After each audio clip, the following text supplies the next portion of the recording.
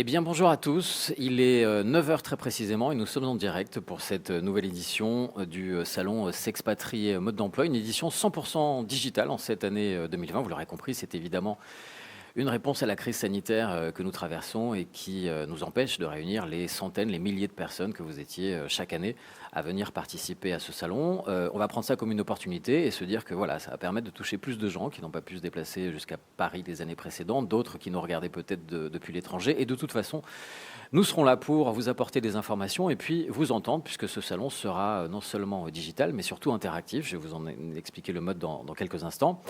Au programme jusqu'à 10 heures dans cette salle numéro 2, puisqu'il y a 2 salles virtuelles et vous avez choisi de rejoindre celle-ci, eh bien les questions concernant la retraite, qu'il s'agisse de la préparer ou de la vivre, en tant qu'expatrié évidemment, puisque c'est la thématique.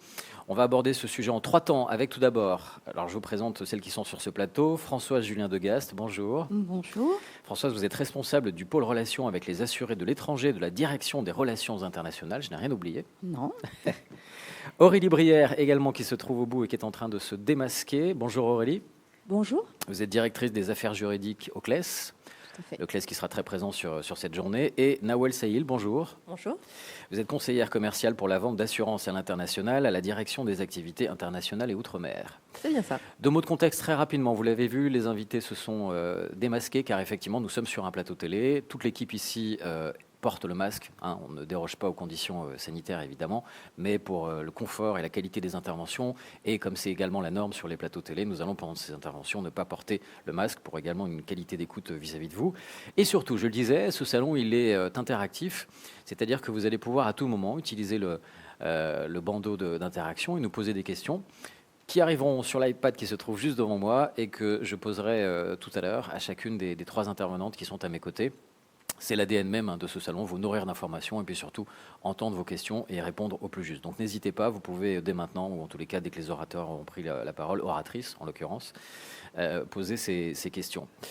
On débute avec vous, Françoise Julien Degast. Alors, l'assurance retraite, quelques chiffres pour donner le contexte. 19 millions de cotisants, vous m'arrêtez si jamais je ne suis pas dans les clous. La CNAV, les CARSAT, les CGSS et la CCS forment l'assurance retraite, globalement, ce qui en fait le premier régime de retraite en France. Elle gère la retraite de base du régime général et de la sécurité sociale qui concerne les salariés de l'industrie, du commerce et des services. Autrement dit, on est vraiment sur tous les champs d'application. Et chaque mois, elle, au pluriel, verse les pensions de base ou bien les pensions de reversion en cas de décès de plus de 14 millions de retraités. Jusque-là, tous les chiffres sont bons ? Exactement. C'est vous qui la représentez aujourd'hui et on va tout d'abord s'intéresser, quand on a un projet pour partir vivre sa retraite dans un autre pays, quelles sont les premières démarches à effectuer pour justement continuer à percevoir sa retraite ? Eh bien, effectivement, lorsqu'on a un projet de partir, il y a quelques obligations à accomplir avant et pendant, quand on arrive dans le pays. Donc, il faut savoir que les retraites du régime général sont versées à terme échu, le 9 de chaque mois, donc vers la banque que vous aurez.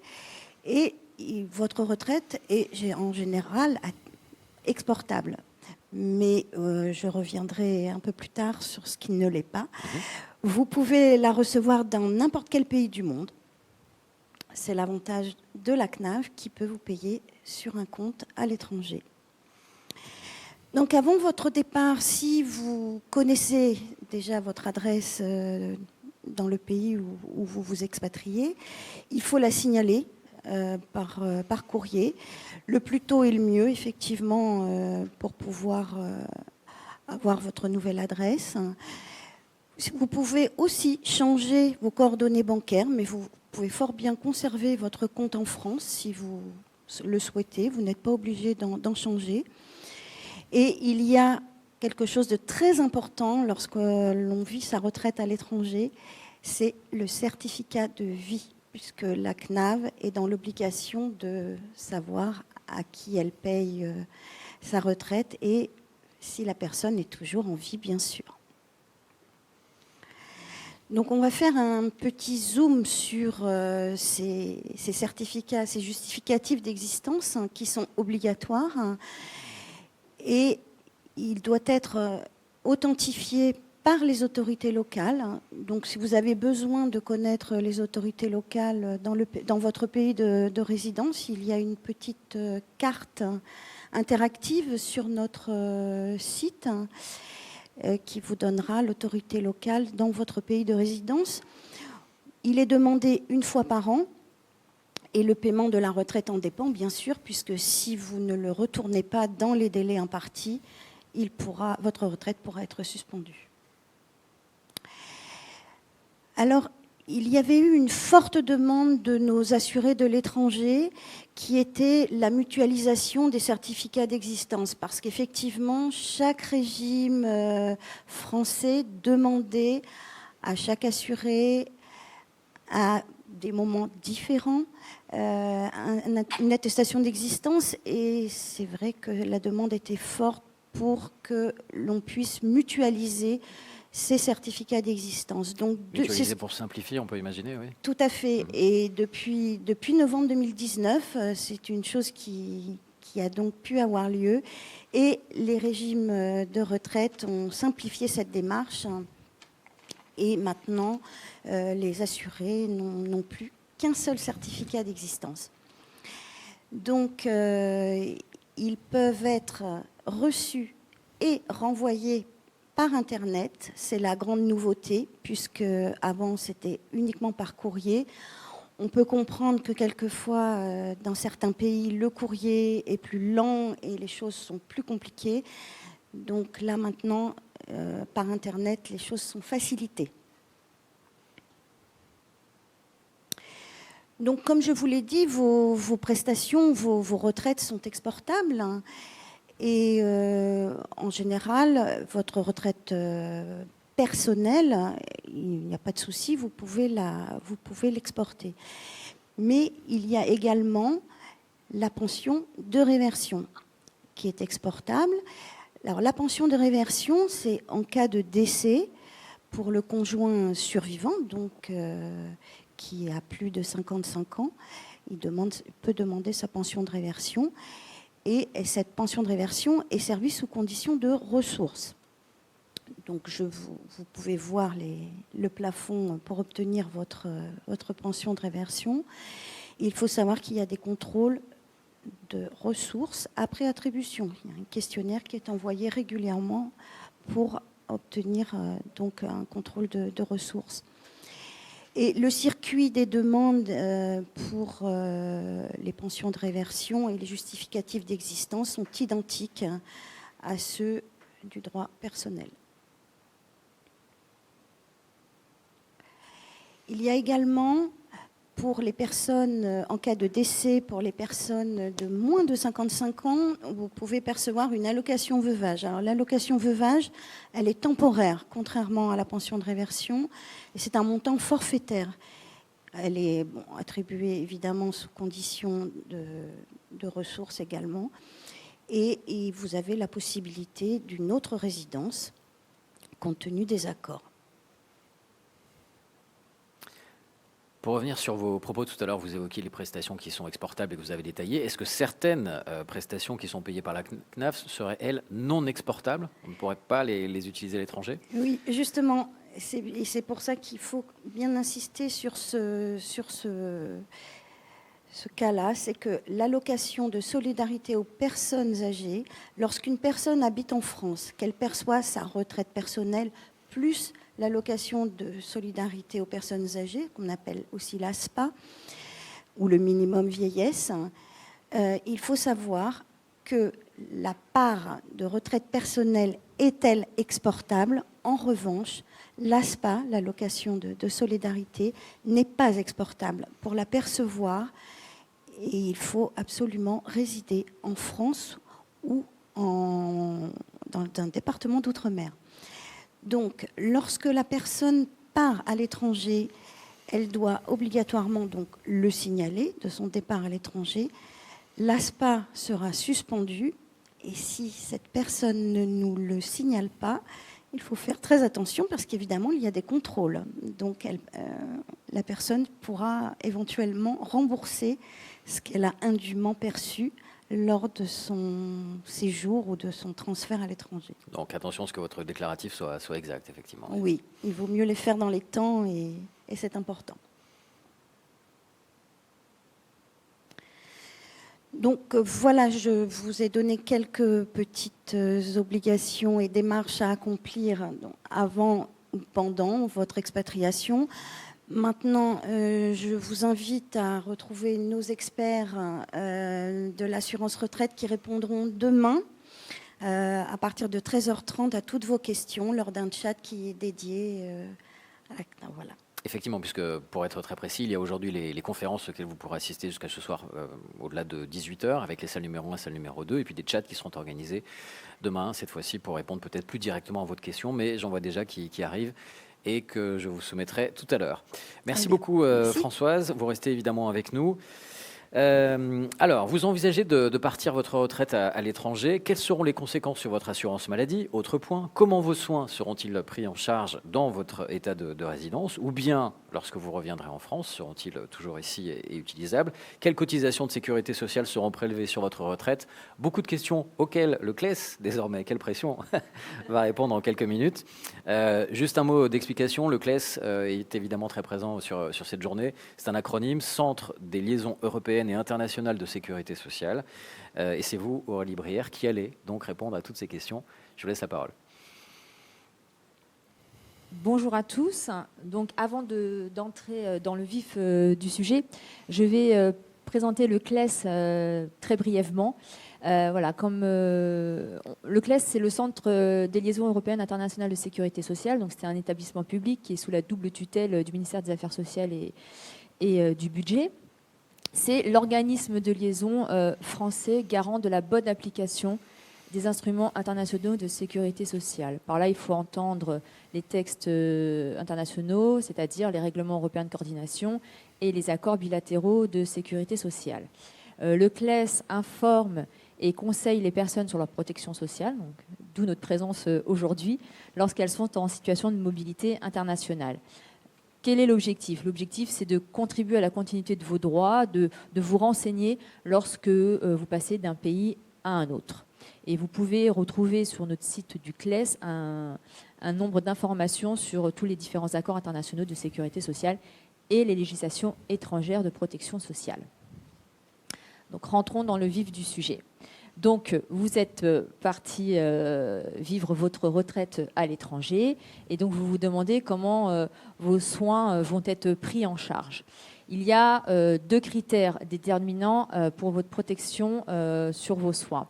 La première question qu'il faut vous poser, c'est est-ce que vous serez en résidence ou en séjour dans le pays étranger? Lorsqu'on parle de résidence, c'est qu'on est plus de 6 mois hors de France.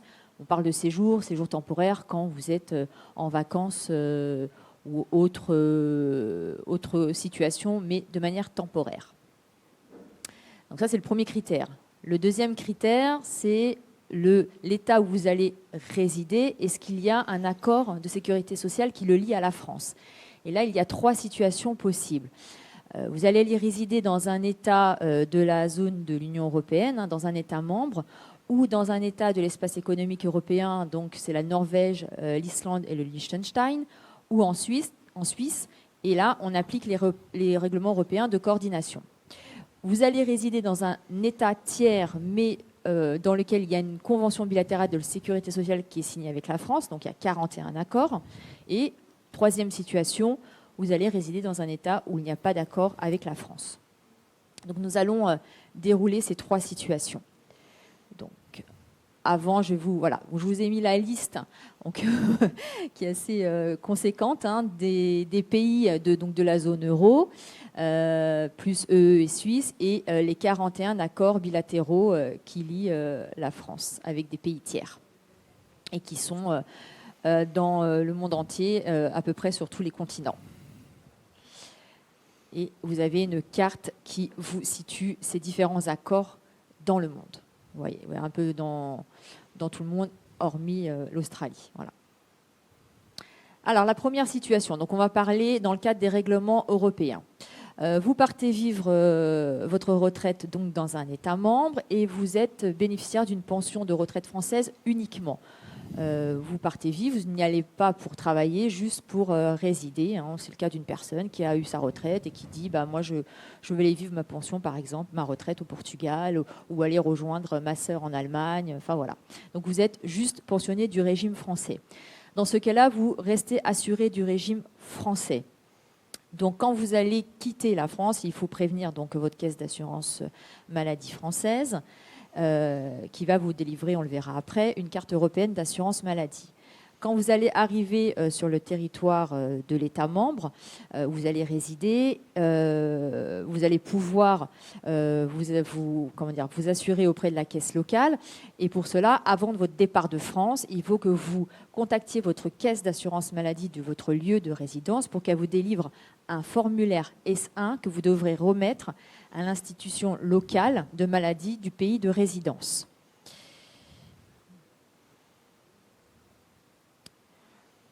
Donc, quand vous allez pour vos soins, donc si vous revenez en France, vous serez pris en charge sans aucun souci.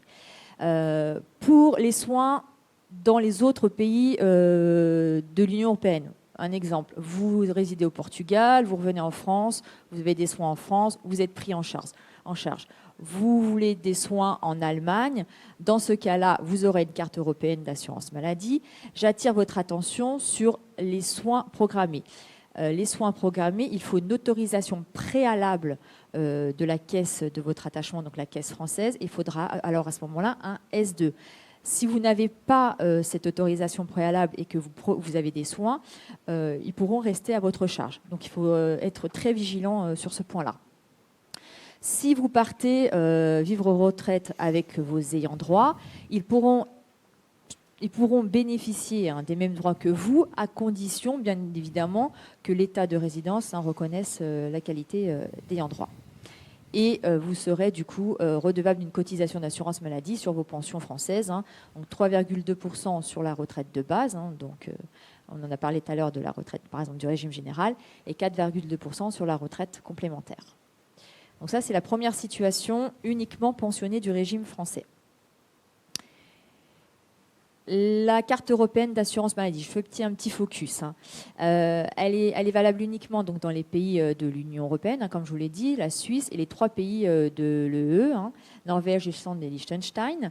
Qu'est-ce qu'elle permet? Elle permet votre prise en charge dans le secteur public, dans le pays dans lequel vous avez besoin, et les soins sont dispensés dans les mêmes conditions et tarifs que pour les assurés locaux. Selon l'état où vous avez les soins, vous avancerez ou non les frais et bien évidemment, vous pourrez vous faire rembourser sur place, c'est-à-dire lieu de résidence ou en France. Et dans ce cas, vous vous ferez rembourser selon le taux de la législation française puisque vous êtes rattaché à la législation française. Et la carte européenne d'assurance maladie ne se substitue pas à une assurance privée ou une assurance rapatriement. Donc, les droits aux prestations familiales, j'en ai parlé un petit peu. Donc, c'est le cas de vos ayants droit. Si vos ayants droit vous suivent, et vous pouvez également, dans certaines conditions, exporter les prestations familiales dans le pays de résidence. Sûrement, vous aurez des questions et on pourra revenir à la suite de cette présentation. La deuxième situation, vous partez vivre votre retraite, vous êtes pensionné donc, du régime français et vous êtes également pensionné d'un autre régime de l'Union européenne et ou avez une activité professionnelle dans le pays de votre résidence. Dans ce cas-là, vous ne relèverez plus du régime français, mais vous relèverez du régime local de résidence. Donc, quand vous allez arriver en France, il faudra vous rapprocher... Quand vous arriverez dans votre lieu de résidence, dans votre état de résidence, il faudra vous rapprocher de l'institution locale. Celle-ci devra vous délivrer une carte européenne d'assurance maladie. Et cette carte européenne d'assurance maladie, qui est très importante, vous permettra, entre autres, pour des soins programmés dans un autre pays de l'Union européenne ou en France, bien sûr en France, qui soient pris en charge. Sans cette autorisation préalable, vous ne pourrez pas avoir une prise en charge de vos soins programmés. Et comme vous relevez du régime local de votre pays de résidence, il n'y a pas de cotisation sur vos pensions françaises. On était là dans le cadre des accords, dans le cadre des règlements de coordination. Je vous ai dit au début de ma présentation qu'il y avait 3 situations et 3 types d'accords. Il y a également les accords bilatéraux avec les pays avec lesquels la France est partenaire, a signé un accord bilatéral de sécurité sociale. Il y en a 41, mais 41 ne prévoient pas des dispositions en matière de droit aux soins de santé. Vous avez dans la présentation un certain nombre de pays qui prévoient des dispositions en matière de soins de santé. L'Algérie, la Tunisie, le Maroc, la Turquie, les pays de l'ex-Yougoslavie, Andorre, Monaco et le Québec, le Chili. Dans ces accords, ils prévoient des dispositions et donc une prise en charge pour des soins lorsque vous venez en séjour en France. Pour les autres accords bilatéraux de sécurité sociale où il n'y a pas de disposition en matière de soins de santé, on va, pour vos séjours en France, vous partez résider à l'étranger pour vivre votre retraite et vous voulez revenir en France pour vous faire soigner. Dans ces cas-là, on appliquera la législation française qui permet de prendre en charge les frais médicaux du fait que vous soyez pensionné, mais avec une condition, il faut que vous ayez 15 ans d'assurance en France et que bien sûr vous n'exercez pas d'activité pour en bénéficier. Dans ce cas-là, vous aurez une cotisation d'assurance sur votre pension, 3,2% sur la retraite de base et 4,2% sur la retraite complémentaire. Et la troisième situation, c'est les pays tiers pour lesquels la France n'a pas du tout d'accord de sécurité sociale. Il y en a encore un certain nombre, même si on a un large éventail, parce que j'ai dit qu'il y en avait 41 quand même accords, mais il reste encore des pays sans accord, notamment j'ai parlé de l'Australie. Peut-être qu'un jour, on espère qu'il y aura un accord avec l'Australie. On se retrouve dans la même situation que pour les pays où il y a un accord bilatéraux de sécurité sociale pour lequel il n'y a pas de disposition en matière de droit aux soins de santé. Là, on applique la législation française et donc vous êtes pris en charge du fait que vous êtes pensionné, mais attention, toujours avec la condition de justifier de 15 ans d'assurance en France pour en bénéficier et de ne pas avoir d'activité professionnelle. Et donc, vous avez une cotisation sur votre pension qui est de 3,2% pour la retraite de base et 4,2% sur la retraite complémentaire. Donc vous pouvez bien sûr retrouver encore plus d'informations sur notre site du CLES, c'est www.cles.fr et je vous remercie de votre attention. Et c'est nous qui vous remercions, on a déjà beaucoup de questions, alors vous trouverez les réponses évidemment sur le site, mais tout à l'heure, dans une dizaine de minutes, on prendra une demi-heure complète pour vous répondre. Les questions sont extrêmement nombreuses, je vous préviens. On va tenter d'être assez efficace. Alors, dernière intervention pour terminer de vous nourrir sur cette thématique de la retraite à l'étranger. Avec vous, Nawel Saïl. Alors, est-ce qu'il existe un dispositif en France qui permet de transposer, ce serait très simple et très agréable, le système français lors de son expatriation ? Oui, tout à fait. En tant que retraité d'un régime de sécurité sociale français, vous pouvez être couvert, et ainsi que vos ayants droit mineurs, pour vos soins en France par le régime de sécurité sociale français, la CPAM. Dans le cadre d'un départ à l'étranger, vous pouvez adhérer à la Caisse des Français de l'étranger, dite également la CFE, à travers une adhésion volontaire pour étendre votre couverture de soins français au sein de votre pays d'accueil. La CFE est une caisse de sécurité sociale qui a pour mission d'assurer aux Français expatriés une continuité de leur couverture sociale avec la France et propose de couvrir 3 risques. La maladie, maternité, invalidité, l'accident du travail et maladie professionnelle, ainsi que l'assurance vieillesse. La CFE, Caisse des Français à l'étranger, très important parce que c'est un acronyme qu'on va beaucoup entendre tout au long de cette matinée, donc gardez-le bien en tête, vous qui nous suivez. Exactement. En synthèse, vous avez un petit tableau qui reprend un petit peu le système français que nous pouvons transposer à l'étranger, s'il n'y a pas d'accords bilatéraux comme on a pu voir juste avant. Vous avez en France donc la CPAM. Pour l'étranger, ça sera donc la CFE, s'il n'y a pas d'accord. Et pour la partie complémentaire en France, vous êtes libre d'avoir la mutuelle de votre choix. Et pour l'étranger, Malakoff Humanis pourra faire le nécessaire si besoin. Un détail pratique pour vous qui nous suivez à distance, n'hésitez pas, si certaines de ces slides vous intéressent, c'est pour ça qu'on vous les propose, d'aller prendre en photo avec votre smartphone pour les regarder plus tard éventuellement. Alors, quelles sont les conditions d'adhésion ? Il faut justifier de 15 ans de cotisation, de trimestre de sécurité sociale, sauf en cas d'expatriation au sein des pays de l'Union européenne, de l'espace économique européen, de la Suisse et des pays du Maghreb.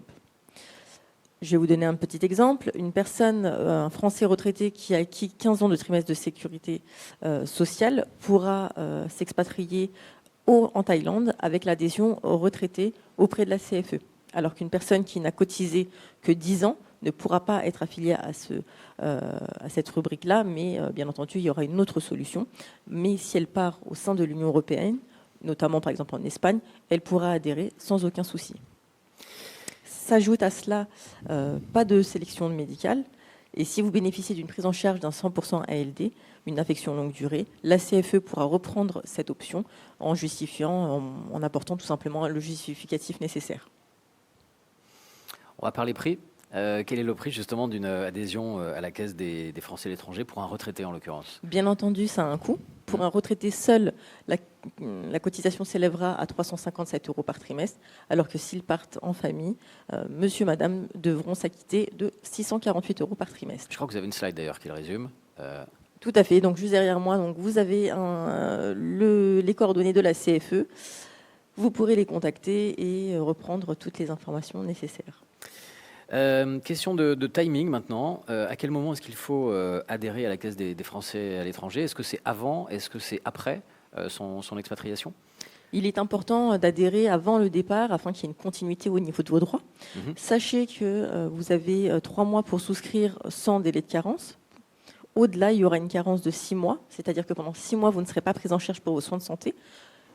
Cependant, vous devrez vous acquitter des cotisations. Je vais vous donner un petit exemple. Vous partez au 1er janvier 2022. Je vous conseille de le faire avant, d'adhérer avant. Sinon, vous avez jusqu'au 1er avril 2022 pour adhérer, sans carence, prise en charge immédiate.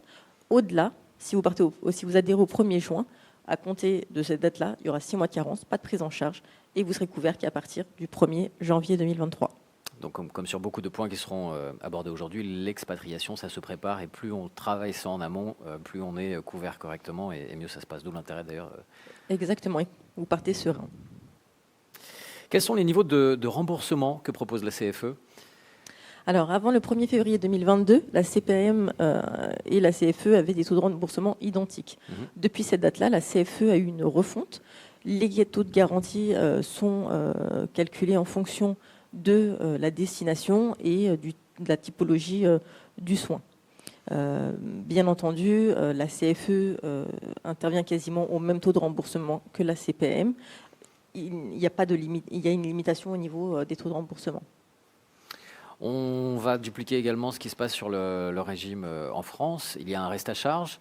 Lorsqu'on est à l'étranger, est-ce qu'au-delà de la CFE, on peut prendre une assurance complémentaire pour justement gérer ce reste à charge? Effectivement, il est conseillé et vivement recommandé d'avoir une complémentaire santé pour avoir une couverture optimale, qui inclut notamment toutes les garanties assistance, rapatriement, toutes les choses qui peuvent coûter assez cher. Chez Malakoff Humanis, nous proposons justement une complémentaire santé qui, en fonction des besoins et de la destination, l'une d'entre elles pourra s'adapter au sein du pays d'accueil et qui inclura également toutes les garanties assistance. Il me semblait que vous aviez une slide qui le résumait, non? D'ailleurs. Tout à fait. Je reprends. Merci. Ah, vous êtes allé un peu trop vite, là voilà.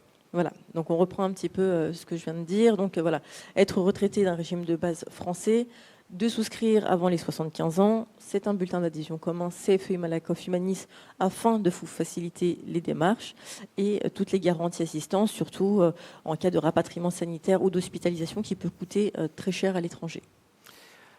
On va bientôt accueillir vos questions. Juste, si on doit résumer, quel conseil est-ce que vous donneriez dans les grandes lignes avant de partir pour sa retraite? Je conseille vivement de vérifier s'il existe un accord de sécurité sociale entre la destination et la France, de faire jouer les accords bilatéraux. Dans ce cas-là, il faudra prendre une mutuelle en local et une mutuelle en France pour vos soins lorsque vous revenez. Si l'accord ne correspond pas ou qu'il est inexistant, je vous conseille et je pense vivement à la CFE et Malakoff Humanis. Merci beaucoup. Merci de ces 3 interventions et d'avoir tenu les timings. Il est exactement 9h30. Nous sommes toujours en direct avec vous et on va commencer à prendre les nombreuses questions qui sont arrivées. N'hésitez pas à continuer à nous les adresser. Les modérateurs les emmèneront jusqu'à nous. Alors, pour le CLES, je vous les livre bruts, je les découvre en même temps. J'aimerais savoir comment je peux me faire couvrir pour mes soins médicaux à Malte. J'y suis résident et déjà à la retraite. Signé Brian Johnson. Bonjour Brian et merci de votre question. Bonjour Marianne et merci de votre question. Alors Malte, c'est un pays de l'Union européenne. Et comme je vous l'ai indiqué dans la présentation, si vous partez à Malte, il faut bien, et c'est ce qu'on vient de dire toutes les trois, hein, la première chose, c'est de bien préparer son départ à la retraite et son expatriation. Donc il faut que vous alliez à la CEPAM de votre lieu de résidence, hein, que vous demandez la délivrance d'un formulaire S1 qui vous permettra, arrivé à Malte, de donner ce formulaire auprès de la caisse locale. Vous êtes pensionné, il me semble, du régime français. Elle n'est juste pensionnée que du régime français. Je ne sais pas si on a cette indication-là. Alors c'est il parce que c'est Brian. Brian, pardon, je crois que c'était Brian, prononcé tout à l'heure et je n'ai pas cette précision malheureusement. Alors si vous êtes que pensionné du régime français, hein, vous restez rattaché au régime français, mais il faut bien aller à votre caisse de sécurité sociale locale, hein, votre CEPAM locale, pour avoir et la carte européenne d'assurance maladie et le formulaire S1 que vous donnerez à l'organisme Malte en arrivant. Merci beaucoup. Pour la CNAV, le même certificat de vie est-il valable pour toutes les caisses? Les caisses communiquent-elles ensemble? Ça fait exactement référence au point que vous soulignez tout à l'heure dans votre intervention. Oui, tout à fait. Donc maintenant, les assurés reçoivent un imprimé pour cette fameuse attestation d'existence qui est siglée Info Retraite. Et c'est cet organisme, donc Info Retraite, qui va transmettre la date de retour de l'imprimé complété pour tous les régimes. Et donc maintenant, il n'y en a plus qu'un pour tous les régimes. C'est ce que nous avons dit tout à l'heure et c'est vrai que c'est une très bonne chose. Merci de l'avoir souligné à travers votre question. Question pour tout le monde, CNAV ou CLES. Bonjour, je n'ai pas encore d'adresse à l'étranger. Je peux faire ma demande depuis l'étranger car nous voulons partir et vivre notre retraite en Espagne. C'est une question de Didier. Ce que j'entends, ce que je crois comprendre, c'est qu'il ne sait pas encore exactement quelle sera l'adresse. Il va partir en Espagne mais sans connaître le lieu exact de la ville. Peut-il tout de même faire... Oui, il peut le faire en arrivant, bien sûr. On ne sait pas toujours, on ne connaît pas toujours l'adresse avant de partir. En revanche, vraiment, il faut le faire dès que possible et nous prévenir dès que possible. Mais oui, il peut le faire une fois arrivé sur place, bien sûr. Effectivement, je complète ce que dit Françoise. Si vous n'avez pas encore, hormis le pays de lieu de chute précis, quand vous partez, une fois arrivé, vous interviendrez auprès de votre caisse locale française et là, vous pourrez communiquer les éléments, votre adresse et demander le fameux formulaire S1 à donner à votre caisse d'assurance maladie, enfin la caisse locale en Espagne. C'est vrai qu'on conseille, nous, toujours de faire cette démarche en amont avant de partir, mais c'est parce que vous êtes parti qu'après, il ne se passe plus rien et tout est impossible. Hein, voilà. Nous, c'est vrai, voilà. Et c'est plus, voilà. Effectivement, c'est un peu plus compliqué, mais tout est possible. Mais c'est possible. Alors, je vais tenter également de me faire l'écho de cette question, puisque en vous écoutant, ça m'est venu. C'est vrai que quand on prépare son voyage, on peut connaître, comme c'est le cas de notre interlocuteur là, le pays de destination, mais évidemment, dans les formulaires que vous demandez, il y a l'adresse, le lieu, la ville, etc. Donc, ça veut dire qu'on peut commencer à signaler, et je vais bientôt partir, je souhaite commencer à cotiser, je souhaite commencer à avoir des droits qui sont pris en charge, et finaliser le dossier de façon plus précise une fois qu'on est dans le lieu de résidence et qu'on est arrivé. Tout à fait. Il y a ce type de souplesse. Voilà, tout à fait. Par contre, il y a quand même une chose très importante, hein, quand vous avez un projet d'expatriation, comme Nawel l'a dit, c'est que vraiment de se renseigner sur le pays de destination hein, et de voir quelle est la couverture qui va être offerte, hein, si c'est dans le cadre des règlements européens, si c'est un accord bilatéraux ou dans un pays où il n'y a pas d'accords bilatéraux ou un accord bilatéral où il n'y a pas de disposition en matière de droits de santé. Parce que ça va définir finalement toute votre protection, le cadre de votre protection sociale à l'étranger, que ce soit pour la santé, qui est quand même très important. Et ça, on est bien d'accord, c'est pas du tout dépendant de l'adresse et du lieu de précis de résidence dans le pays. Alors, on me demande de vous préciser que ces vidéos que vous suivez en direct seront remises en ligne ensuite en différé pour vous permettre peut-être de revenir sur certains points qui ont été évoqués, de reprendre des informations sur certaines de ces slides. Voilà, pas d'inquiétude si vous avez raté le début parce que vous êtes levé un peu tard ce matin, nous sommes en direct depuis 9h. Tout ça sera en ligne et vous pourrez en profiter encore pendant plusieurs jours. Autre question, alors celle de Didier a été faite.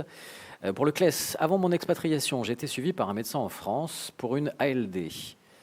Je ne sais pas ce qu'est derrière l'acronyme ALD. affection longue durée. D'accord. Puis-je continuer à être suivi de la sorte en France, et les frais seront-ils toujours assurés par la sécurité sociale française? Alors, on va revenir aussi à ce qu'on disait tout à l'heure, hein. Tout dépend aussi de la situation, hein. Si vous êtes pensionné uniquement du régime français, si vous êtes pensionné et du régime français et du régime local, enfin là où vous allez résider, puisque votre prise en charge elle va être différente, hein.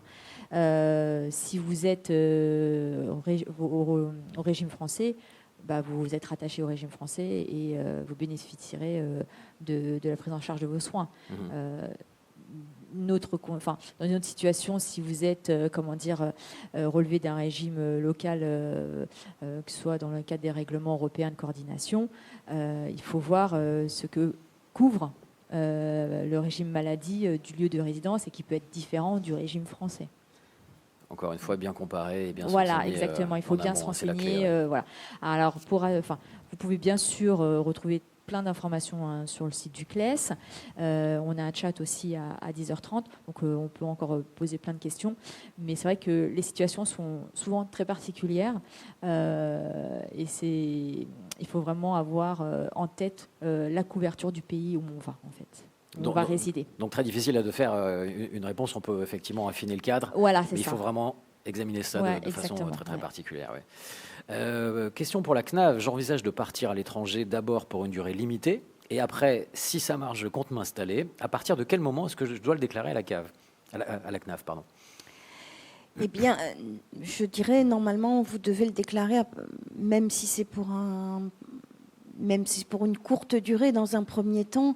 Et nous, on a besoin de savoir parce que notre souci est cette fameuse attestation d'existence et on a besoin de savoir si nos assurés sont en vie pour continuer à leur payer leur retraite. Or, à l'étranger, contrairement à la France où on connaît les décès très rapidement, à l'étranger, on ne les a pas forcément. Il suffit qu'en plus la personne ne soit pas inscrite au consulat puisque ce n'est pas obligatoire. Bien sûr. Et donc, non, dès le premier départ, je pense, même si c'est pour une courte durée, il faut le signaler. Même si c'est pour un test et qu'on n'est pas certain, oui. Il faut faire la démarche. Oui. Question pour Malakoff Humanis. Peut-on être pris en charge par la sécurité sociale française quand on revient faire des séjours en France et qu'on vit habituellement en tant que résident au Québec? Donc, quelqu'un qui souhaite ou qui est peut-être déjà expatrié au Québec, qui est devenu sa résidence principale, revient ponctuellement en France. Peut-il à ce moment-là être pris en charge par le système français? Bien entendu, hein, il cotise toujours pour sa caisse primaire d'assurance maladie, sauf en cas d'exonération de la CSG et de la CRDS, mais il pourra bien être pris en charge par la caisse primaire d'assurance maladie d'Indre-et-Loire. En l'occurrence, réponse très précise. Si je peux me permettre de rajouter un petit élément, ce que vient de dire Nawel, effectivement, hein, vous pouvez tout à fait vous inscrire à la CFE, mais ce que je dis toujours, je le dis et je le répète parce que c'est très important, de connaître le pays où on va s'expatrier, et le Québec fait partie des pays avec un accord bilatéral qui prévoit des dispositions en matière de droits soins de santé. Donc il faut aussi comparer ce que prévoient les dispositions de l'accord, hein, sur la prise en charge de vos soins quand vous revenez en France, hein, et puis le complément avec Malakoff. Mais il faut avoir en tête qu'il y a des dispositions d'accords bilatéraux où il y a déjà des dispositions en matière de droits soins de santé qui prévoient une protection sur ce sujet-là, sur les soins de santé. Voilà. Question commune pour la CNAV et le CLES. Pouvez-vous m'indiquer comment procéder pour obtenir le formulaire S1 que nous avons déjà évoqué? Je vous donne son cadre. Je suis retraité depuis le 1er novembre. J'ai fait toute ma carrière en France et j'envisage de passer ma retraite au Portugal. Destination très prisée, entre autres pour des questions fiscales et de climat. Vous avez bien raison de partir au Portugal. C'est un beau pays où il fait bien beau et bien chaud. Donc, il faut que vous vous rapprochiez donc de votre régime de retraite, hein. Donc là, après, je renverrai vers Françoise. Mais pour demander votre S1 auprès de votre régime de retraite. Pourquoi ? Parce que la CNAV gère l'ouverture des droits aux soins de santé pour les pensionnés. Et donc, vous demandez le S1 à votre caisse de retraite, hein. Donc, Françoise va vous donner les coordonnées. Ouais. Effectivement, c'est à Tours, hein, pour l'ouverture de droits aux soins de santé. Il y en a un secteur dédié qui délivre ces formulaires et c'est donc à notre centre de Tours. qu'il faut demander ce document.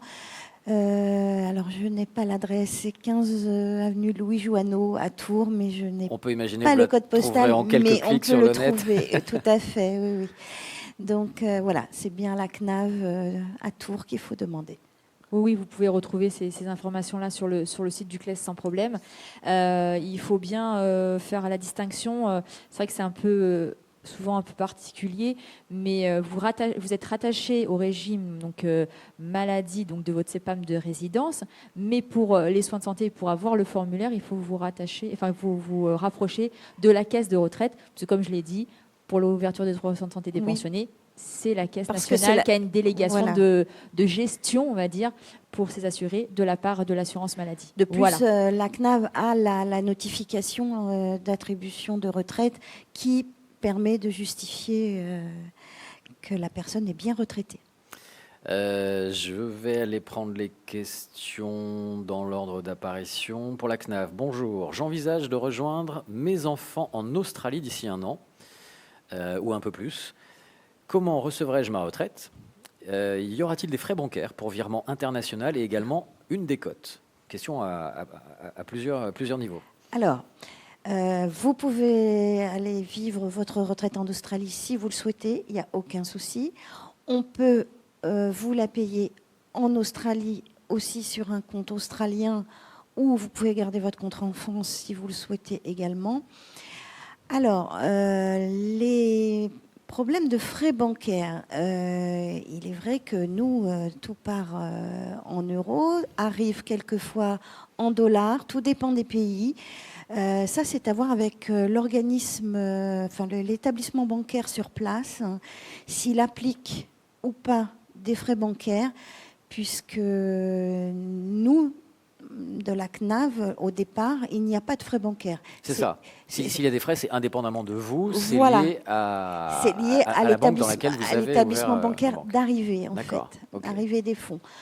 Donc, quelquefois, il est plus intéressant de conserver son compte en France et de faire après chacun. Des virements, d'accord. Il faut que chacun voit au mieux de ses intérêts, puisque là, c'est hors CNAV. Et attention, parce que pour avoir pratiqué des virements avec les États-Unis, je peux vous assurer que les frais sont très élevés.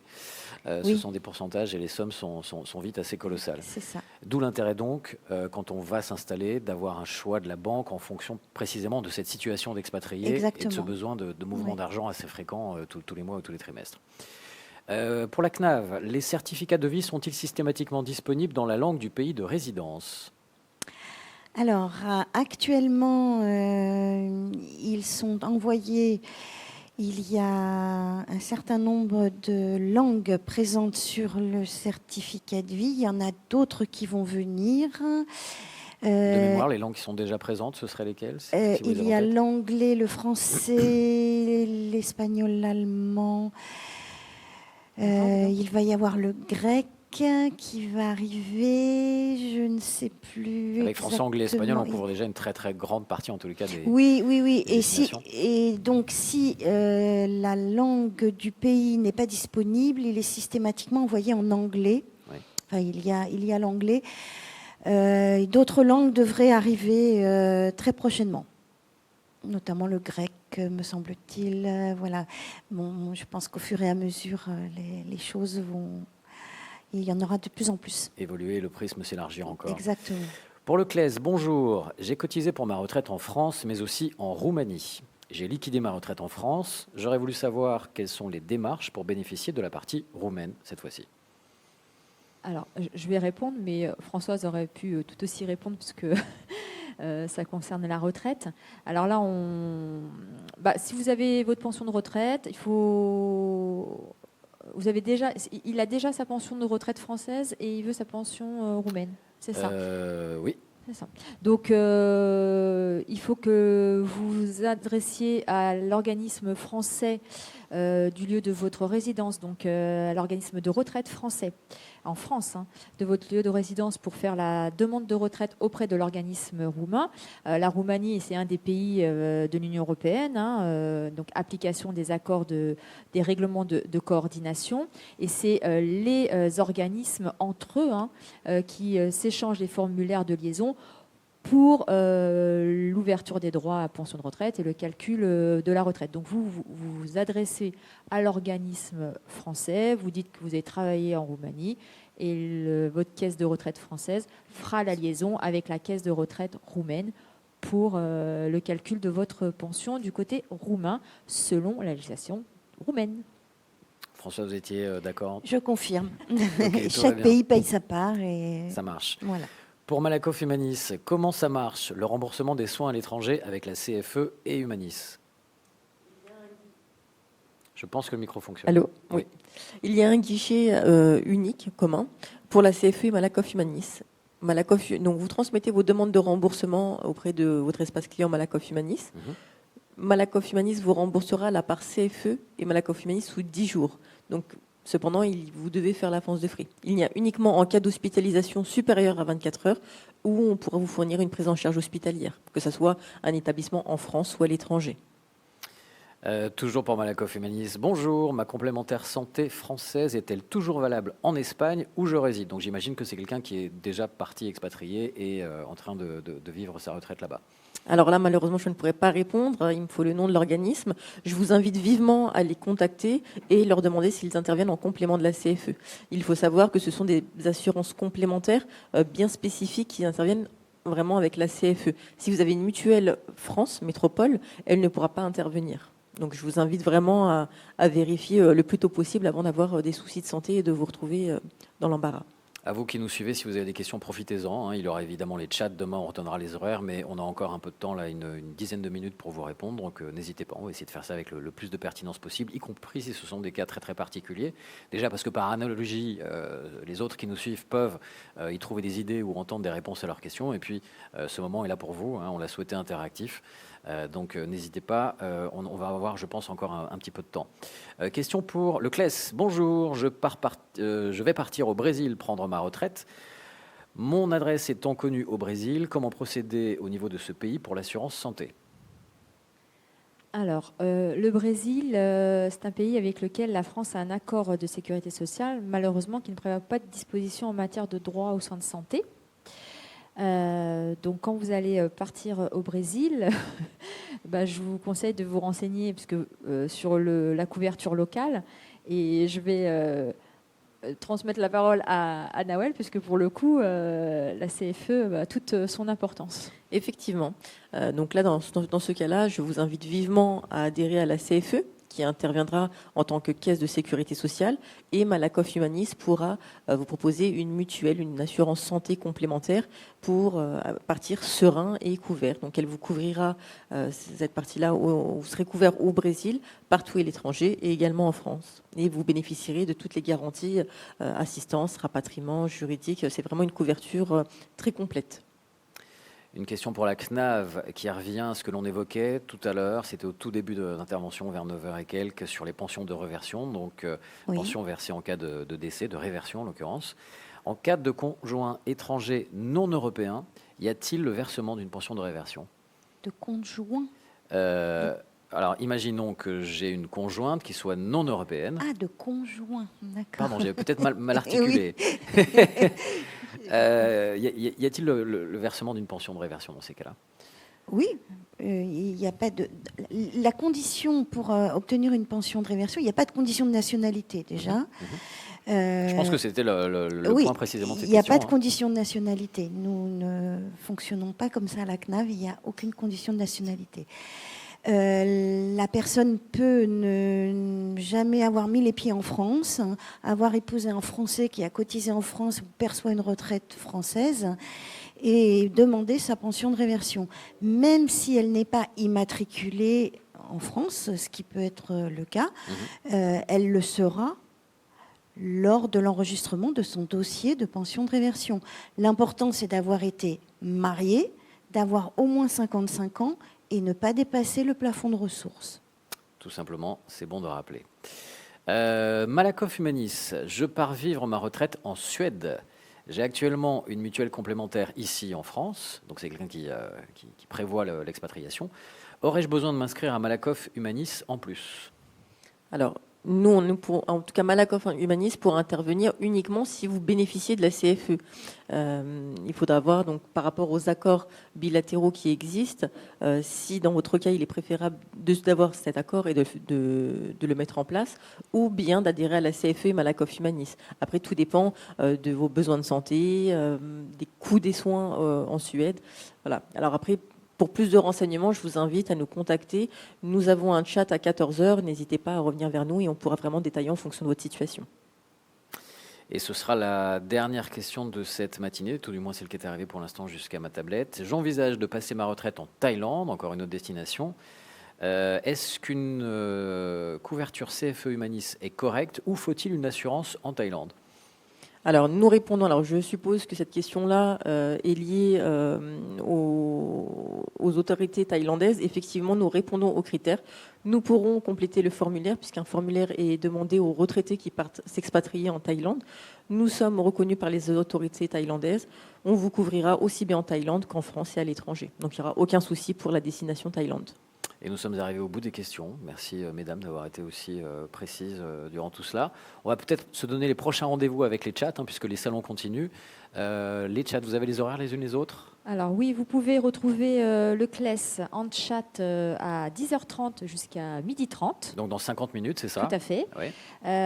Il y a également une conférence cet après-midi sur le Brexit et une autre conférence à midi sur vivre sereinement à l'étranger. Alors de toute façon, vous qui nous suivez, vous savez que vous pouvez en permanence aller récupérer le PDF avec l'intégralité des programmes de cette journée qui est détaillée avec les salles numéro 1 et salles numéro 2. Ce qu'on appelle les salles, ce sont les salles virtuelles, évidemment. Nous sommes séparés ici dans 2 salles et vous avez 2 players vidéo qui vous permettent de suivre ces conférences. Les autres horaires des chats ou des rendez-vous importants ? Oui, donc aujourd'hui et demain, entre 14h et 18h, pour un chat pour répondre à vos interrogations CFE et Malakoff Humanis. Oui. Parfait. Et j'ai mon collègue également qui intervient sur la retraite Arco-Agirc avec la CNAV, et on pourrait également faire le point si nécessaire également. Et donc pour la CNAV, c'est demain, 1er avril, et ce n'est pas une blague, donc à partir de 13h30. Alors, du coup, 2 autres questions sont arrivées et on va les prendre très vite puisqu'on a encore un petit peu de temps. Le CLES, lorsque l'on dépend du CLES, conserve-t-on le taux de cotisation du régime Alsace-Moselle, qui effectivement est un régime particulier ? Alors, on ne dépend pas du CLES, parce que le CLES n'est pas un organisme instructeur, un organisme de sécurité sociale, c'est un organisme de liaison. Et effectivement, le régime Alsace-Moselle est un régime particulier, avec des taux effectivement particuliers. Et je pense que Françoise pourra très bien compléter cette partie-là. Oui, ce régime est géré donc par la CARSAT de Strasbourg, Alsace-Moselle. Et bon, ils ont l'habitude de traiter ce genre de dossier. Alors, il suffit qu'on dise qu'on allait fermer cette conférence pour que les questions arrivent. Je vais demander au modérateur, s'il vous plaît, d'enlever les questions que j'ai déjà posées pour me donner un peu plus de lisibilité, parce que là, ça arrive un peu tous azimuts sur la tablette. Pour le CLES, je suis résidente en Belgique et retraitée française et en ordre avec la sécurité sociale locale. Quand je rentre à Paris, dois-je prévenir la CPAM pour d'éventuels soins à Paris ? Donc c'est quelqu'un qui vient, non pas s'expatrier, mais qui va rejoindre la France. Alors non, vous êtes pensionné du régime français, vous résidez en Belgique dans le cadre d'un pays dans le cadre des règlements européens de coordination. Vous venez en France séjourner pour vos soins, que ce soit des soins médicalement nécessaires ou programmés. Vous n'avez pas à prévenir, vous avez votre carte européenne d'assurance maladie, donc vous êtes pris en charge. Tout simplement. Je pars prendre ma retraite en Nouvelle-Calédonie, un territoire français mais autonome, avec un régime de santé local. Quelle sera du coup ma couverture santé ? Alors, je laisserai le soin à Nawel de compléter.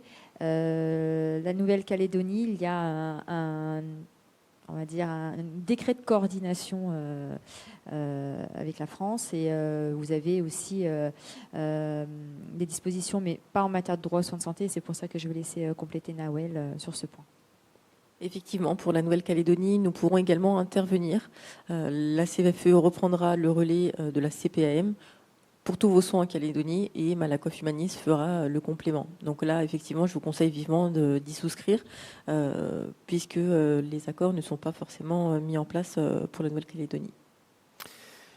Question collégiale. En tant que retraité, puis-je prendre une sécurité sociale du pays dans lequel je m'expatrie, en l'occurrence l'Espagne? Question de Didier, merci.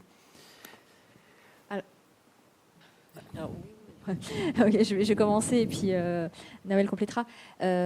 Si vous partez vivre votre retraite en Espagne, c'est ce qu'on a expliqué au début de la conférence, tout dépend de votre situation, si vous êtes uniquement pensionné du régime français ou à la fois du régime espagnol ou d'un régime de l'Union européenne.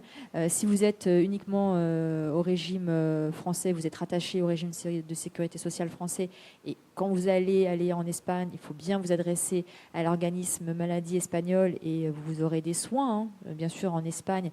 Mais après, il y a un système de compensation entre la France et l'Espagne pour le recouvrement de ces soins par la France. Si vous êtes pensionné également du régime espagnol, et ben là, vous relevez du régime espagnol selon la législation espagnole. Et bon, dans le cadre des règlements européens, les régimes de sécurité sociale sont assez protecteurs, ce qui n'est pas forcément le cas dans les accords bilatéraux. Mais vous pouvez très bien, au vu de la législation espagnole, vouloir compléter votre couverture maladie. Et du coup, je vous renvoie vers Nawel. Donc oui, je vais compléter ce qu'Aurore a dit. Donc là, si vous faites jouer l'accord européen, effectivement, il faudra prendre une assurance complémentaire en Espagne pour vous couvrir en complément de la sécurité sociale espagnole. De plus, il faudra souscrire à une mutuelle en France pour vos soins en France. Et si l'accord bilatéraux ne vous convient pas en fonction des taux de remboursement pratiqués en Espagne, là, effectivement, vous pouvez tout de même souscrire à la CFE et Malakoff Humanis. Pour la CNAV, quelles sont les conditions pour prendre sa retraite au Sénégal? Au Sénégal, oui. Les conditions, c'est les d'aller mêmes. Au Sénégal. Oui.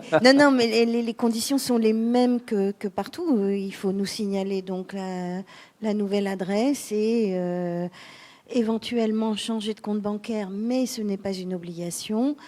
Et le certificat de vie qui sera adressé une fois par an. Je voulais juste revenir sur les certificats de vie, les nouvelles versions. Que vous avez évoqué, sur lesquels on a eu des questions également. Oui, voilà. Il faut vraiment qu'il soit rempli, que toutes les cases soient remplies, parce qu'il y a un code barre sur ces nouveaux certificats de vie et c'est une lecture optique. Donc, si toutes les cases ne sont pas remplies, il risque d'être rejeté et du coup, la pension risque d'être suspendue et de compliquer les choses. Donc, j'insiste vraiment sur le fait qu'il soit bien rempli et qu'il y ait bien toutes les signatures, les tampons, et que tout apparaisse. Donc, on entend deux conseils, l'anticipation et la précision dans la qualité des renseignements qui sont fournis. Tout à fait. Pour que tout ça se déroule au mieux. Question pour la CNAV ou le CLES. Si on retravaille, il y a une faute de frappe, sur un mini-job à l'étranger, en Allemagne, avec une pension de retraite française, quelle caisse prendre? Question de Marie. J'espère que j'ai bien retranscrit la question. Donc j'imagine qu'elle part. A priori, c'est une personne retraitée, une personne française retraitée, qui est partie vivre en Allemagne et qui a un emploi en Allemagne. Est-ce qu'elle devra le déclarer à vos organismes? C'est ça, normalement, du coup, elle va le relever du régime local à partir du moment où elle retravaille. Oui. Même si elle est pensionnée du régime français, elle a une pension du régime français, mais elle retravaille en Allemagne, donc elle va relever du régime allemand avec son mini-job. Elle aura une carte européenne d'assurance maladie qui lui sera délivrée par le régime allemand, qui lui permettra de venir de se faire soigner en France également. Là où il faudra qu'elle fasse attention, c'est ce que j'expliquais tout à l'heure, c'est pour les soins programmés, où là il faut une autorisation préalable de l'Allemagne avant tout soin programmé. Il est 9h59, une ultime question, ce sera la dernière. Bonjour. Si on vit à moitié dans un pays étranger, en l'occurrence le Canada, et à moitié en France, comment faire pour gérer sa couverture sociale? Faut-il cotiser dans les deux pays? Alors, on vit à moitié, donc je pense que c'est 6 mois. Et quand en général, on dit qu'on vit 6 mois plus, c'est-à-dire qu'on est pays de résidence. On ne peut pas vivre à moitié-moitié. C'est toujours 6 mois plus 1 an pour avoir un critère de résidence. C'est important pour qu'on puisse déterminer quel est le régime. Fiscalement aussi. Fiscalement, exactement. Voilà, donc, l'expliquais tout à l'heure, mais plus de 6 mois dans un pays, c'est ce qui permet de dire qu'on est soit au régime local du pays de résidence ou qu'on relève d'un autre régime. Donc il y a un choix à faire, on ne peut pas dépendre de régime. Effectivement. Exactement. Mesdames, merci beaucoup. C'était un plaisir d'ouvrir cette matinée avec vous. Merci à vous à la fois de nous avoir suivis et puis d'avoir posé vos questions qui ont nourri éditorialement tout cela et qui ont permis à ceux qui nous suivaient, j'imagine, par analogie, d'entendre beaucoup de retours d'expérience. Tout cela sera donc en vidéo et en replay. N'oubliez pas les horaires des chats qu'on a déjà donnés. Il est 10h précises. Le prochain rendez-vous dans cette même salle, c'est à 10h15 concernant l'imposition et la gestion du patrimoine des retraités expatriés. Un autre sujet passionnant qui va nourrir votre suite de vie en tant qu'expatrié. Merci de nous avoir suivis et rendez-vous plus tard en cette journée. Merci mesdames. Merci à vous, Emmanuel. Merci à vous. Merci. Au revoir. Au revoir.